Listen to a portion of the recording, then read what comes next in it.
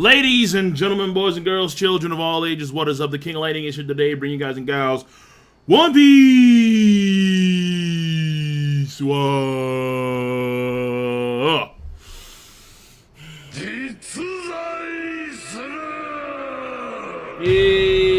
One Piece Wa Chapter 836 live reaction, the Vivery card Lola gave. That is the title of the chapter.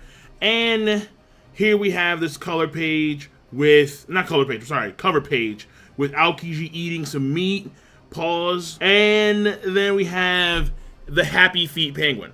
So, once again, this is the cover page. He seems to be in a mountainside area. We see that there's a house behind him, a wooden shack. So I'm assuming this is where he's staying, but I see nothing in the immediate background that indicates anything with his ties to the Blackbeard Pirates or whatever. That being said, diving headfirst into this chapter of One Piece. So once again, here is the father of Lola and Chiffon, the girl that married Capone.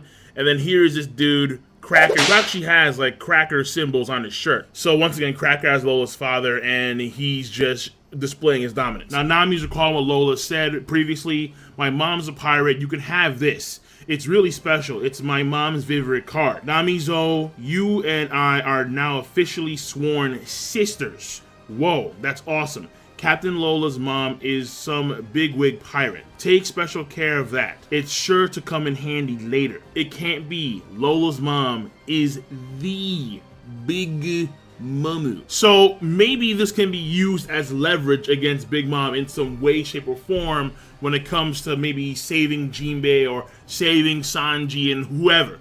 Because she is now a sworn sister of Lola. But at the same time, there could be some animosity there because she did leave. And Big Mom, odds are, she despises that. So I'm not too sure how it's going to play out. It could be used as leverage, or it could actually work against Luffy and Nami and company. We'll have to wait and see. So something is flying down, and here we have this rabbit. His name is Randolph, or I think it is. And then he's riding on one of the cranes, but it has a top hat. Do these cranes have top hats before? No, I don't think so, no. Randolph is diving into combat. They're back for more, that rabbit and crane. They're flying right for us. Stop right there, Randolph. And Randolph just collides to the ground. Who said stop? Cracker? I think it was. Whoa. Whoa. Whoa. Whoa.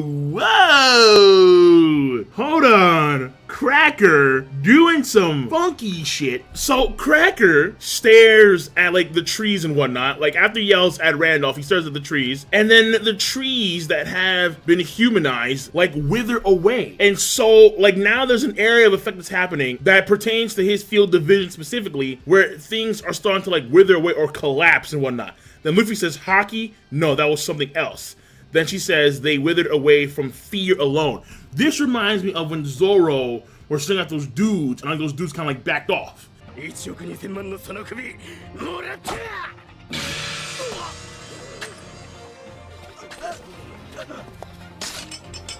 he is just staring at them. They freak out like, oh crap, and then gone. Gone. How?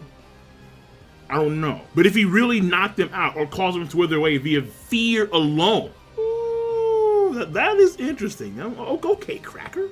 All right. Okay. This man has some skill. Why is one of the Herald Sweet 3 commanders in this fort? Sweet 3 commanders. Am I not good enough to be here or something? Forgive our insolence, Lord Cracker. And they keep on withering away. You sure got some balls. Crashing my party, sticking your nose where it don't belong. Well, I'm assuming he's a hick now. And doing it all in plain sight, Randolph. What is going on here? One of the heralded Sweet 3 commanders. And once again, you see what's happening here. So, name recognition, and then he stares at them, and then they freak out, and then boom, the trees are withering away and whatnot. And then here we have Randolph and the crane. Okay, this is fascinating. The Sweet 3 commanders. So, Kaido has his calamities. There's Jack and like 2 other ones that are calamities, which we can assume are ancient Zoans. So is Big Mom rocking the same thing, where she has like 3 individuals that are specifically very powerful among her pirate crew? One of her commanders Okay, that's kind of cool. All right, but let me continue. Randolph actually spoke. My apologies, he forced me. Liar, you dragged me here. So here we have, hey, wait, the crane spoke too. Wow, even Luffy recognizes that he's strong. Okay, damn, Cracker. Shit, okay, Cracker, goddamn. I thought that Cracker was like some goofball. I mean, okay, yeah, he did pick up like Lola's dad and whatnot, but I mean, whatever, not a big deal. But no, apparently the man's a force. Apparently this guy is a master Jedi. A disturbance in Cracker. the force. Okay, but still, that is no excuse to skip leg day. This dude skipped leg day every day of the fucking week, and is somehow still bipedal. How? I don't understand it. It makes no sense, bro.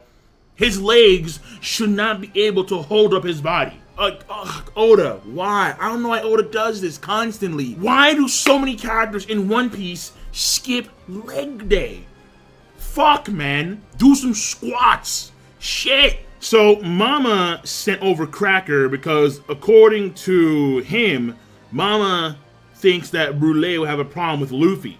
So that's why she sent over Cracker. So is Brûlée one of the... No, I don't think she is. No, she's not one of the commanders. Definitely not. And here is Brûlée. And then there's some giant tree she's on. Yeju. If she simply had given me the word, I'd have slaughtered him in the blink of an eye. Agreed, Drew. So here we have just a fiesta of freaks. Right here, we have this giant tree thing, an evil French villain mustache. Then we have Brûlée. She's on top of this tree. Then we have Lola's dad. We have Cracker, who apparently is really strong. And then we have Luffy and Nami and whatnot. So, yeah, and actually this thing has hands. Just like actual suit. Oh my god, it's like goddamn Drake. Whatever. And like vampire teeth too. Yeah, like on some like a Count Dracula tree.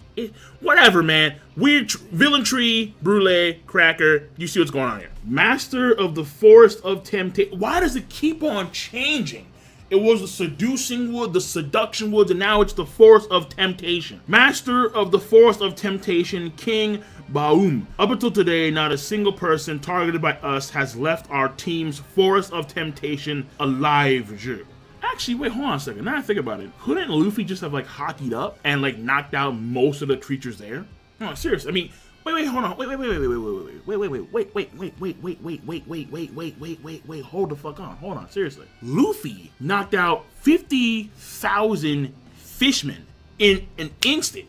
And you're telling me, because now that he saw that there are creatures around him that are alive and they're getting in his way, they are preventing him from moving forward, why can't Luffy just hockey up and knock out the vast majority of the creatures that are around him? He can do that quite easily. In fact, now I think about it, I haven't seen Luffy use that level of King's Hockey in a while. But that was Fishman Island. He can do that and then probably even more now. So the reason why they're trying to end this shit now is because the Vinsmoke family's brothers are going to be at Whole Cake Island. They're going to be at the Whole Cake Chateau tomorrow. This union with the Vinsmoke family is an event Mama has long waited for, as it finally means the acquisition of the German 66 military force along with their research and science division, which is a division I really want to find out more about. Maybe that one dude that fixed Yonji, he's like a core member of it. He probably is. That quack. She has Carrot and Chopper. Now Chopper did go into like full-on monster form and try and slow down the trees and whatnot that were chasing Nami, and Chopper is unique, and Big Mom wants these unique creatures to be a part of her civilization, to be a part of her kingdom. And here they are in the mirror, and this mirror seems to be like a separate space that Brûlée can create. I wonder if it's possible to break out from that space. It probably is, but you may need something like hockey to break out of that space, which Chopper and Carrot can't use. Actually, well, Carrot, I'm pretty sure that you can use it, but I can't be too certain. Chopper, no. Cracker talking about taking out Lola's father. Mama said she wouldn't lose any sleep if you had an accident. Quote unquote accident. What does this imply? So Lola's father says this in a panic. Well then, let this fact sink in. I mean, I could very well be your father. Then Cracker says, perhaps you were my original, but you're not mine now. According to Mama, her previous 43 husbands are just random group of outsiders,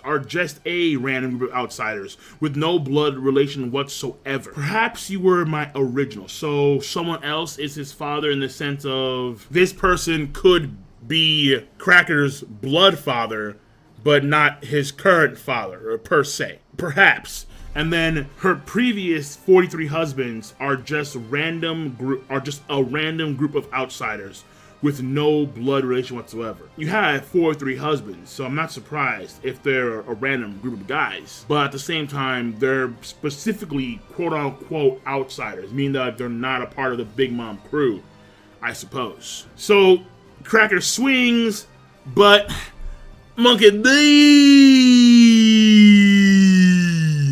blocks the sword with a kick. Lola's father is now saved from death. Cracker v. Luffy.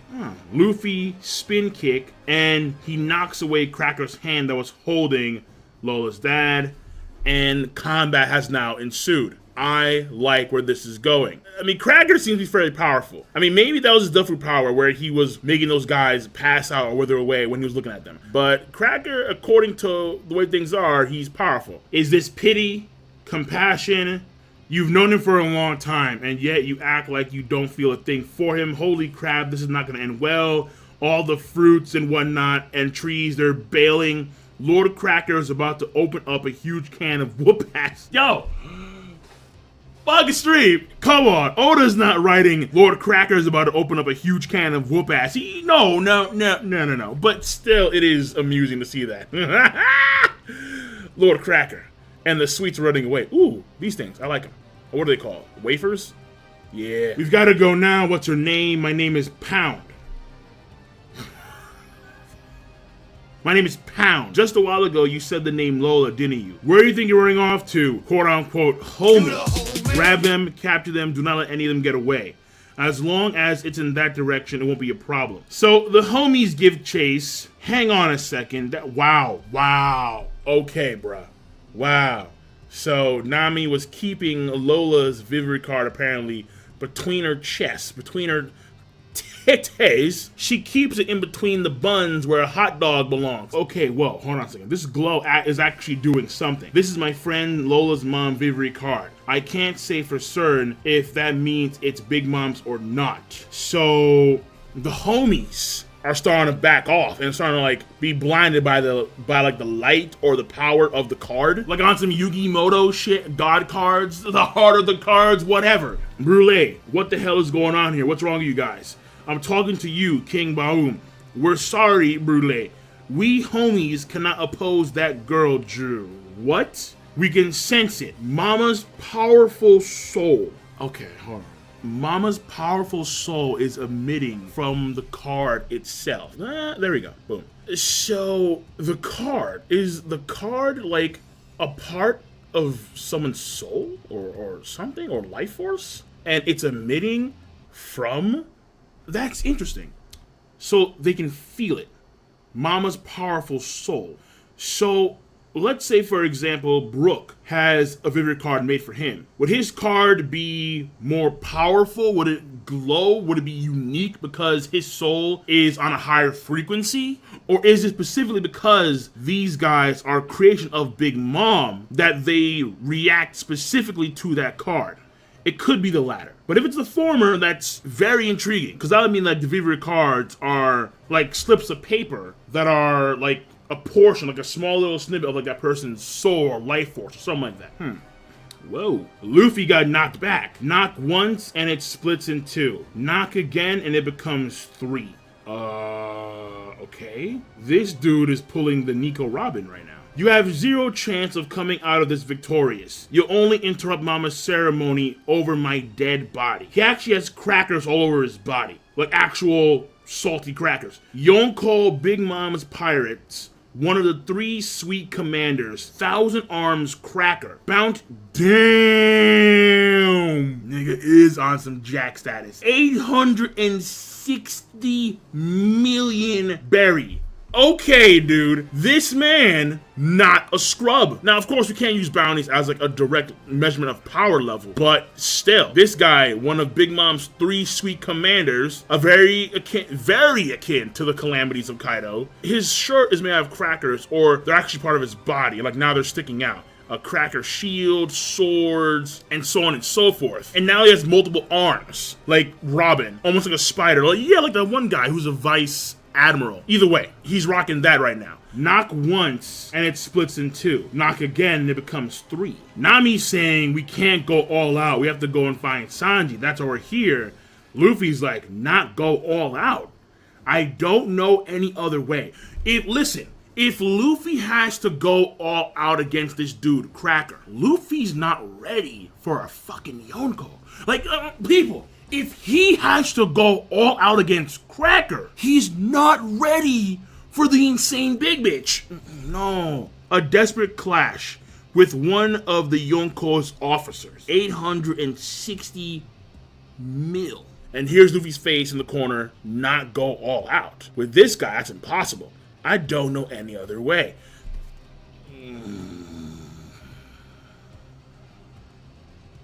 I'm telling you, man, if Luffy has to go into full-blown Gear 4 to beat this guy, because he's that good, he ain't ready for Big Mom. He ain't ready. All right, I'm done. King Lightning, rate the video, comment, and subscribe as always. Peace. Have a nice goddamn day.